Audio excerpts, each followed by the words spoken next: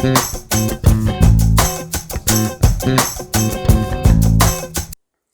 everyone, thanks so much for tuning into my channel. If you're new here, my name is Jackie. I'm a mom of 3 and I love to cook and bake, but like most people, I don't have a lot of time to spend in the kitchen. So I try to come up with recipes that are quick and easy to prepare, but are still delicious and as nutritious as possible.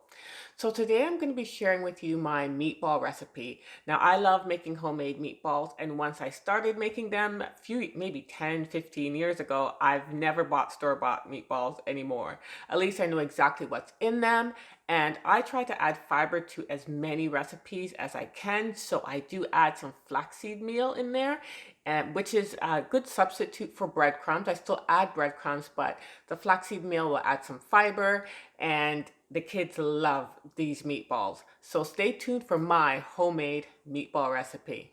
So I'm making these meatballs with ground veal that I bought from Costco, and this is about 3 pounds. And here I have 3 stalks of green onion and about half a red onion, and I'm going to dice them as small as I can so that there aren't any big pieces in the meatballs. I put the ground veal in a large bowl, and I'm adding about 2.5 tablespoons of pink Himalayan salt, some black pepper, about 1 tablespoon of oregano, about 1 teaspoon of red pepper flakes, about 1 tablespoon of thyme, about 1 tablespoon of rosemary, and now I'm adding 2 tablespoons of liquid soy seasoning. This is a mixture of minced garlic and olive oil, and I'm using about 1 tablespoon. You can always just add 2 minced garlic cloves. And now I'm adding the onions, and I'm mixing everything together really well just to make sure that the seasoning is mixed in well with all of this ground meat. This is about 1/2 cup of flaxseed meal, which of course is optional. And I'm adding 3 eggs and mixing well.